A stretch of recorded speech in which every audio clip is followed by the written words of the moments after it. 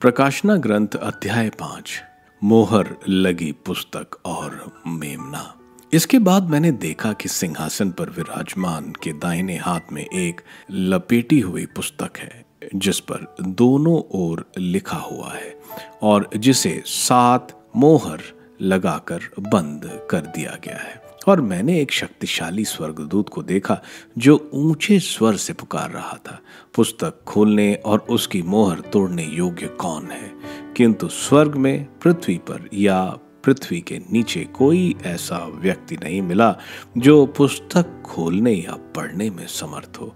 मैं फूट फूट कर रोने लगा क्योंकि पुस्तक खोलने या पढ़ने योग्य कोई नहीं मिला। इस पर वयोवृद्ध में एक ने मुझसे कहा, मत रो, देखो यूदा वंशी सिंह दाऊद की संतति ने विजय पाई है। वह पुस्तक और उसकी मोहरें खोलने योग्य है।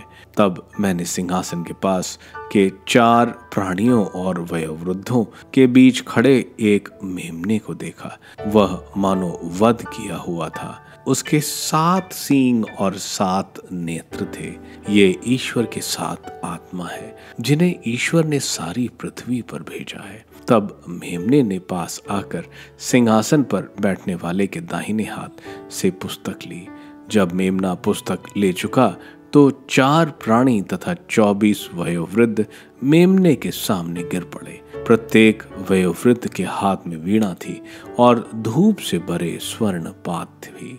ये संतों की प्रार्थनाएं हैं। यह कहते हुए एक नया गीत गा रहे थे, तू पुस्तक ग्रहण कर उसके मोहरे खोलने योग्य है क्योंकि तेरा वध किया गया है। तूने अपना रक्त बहाकर ईश्वर के लिए प्रत्येक वंश, भाषा, प्रजाति और राष्ट्र से मनुष्यों को खरीद लिया। तूने उन्हें हमारे ईश्वर की दृष्टि में याजकों का राजवंश बना दिया है और वे पृथ्वी पर राज्य करेंगे।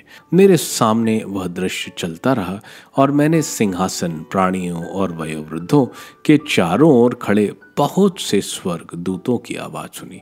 उनकी संख्या लाखों और करोड़ों थी। वे ऊंचे स्वर से कह रहे थे, बलि चढ़ाया हुआ मेमना सामर्थ्य, वैभव, प्रज्ञा, शक्ति, सम्मान, महिमा तथा स्तुति का अधिकारी है। तब मैंने समस्त सृष्टि को, आकाश और पृथ्वी के नीचे और समुद्र के अंदर के प्रत्येक जीव को यह कहते हुए सुना, सिंहासन पर विराजमान को तथा मेमने को युगान युग स्तुति, सम्मान, महिमा तथा सामर्थ्य।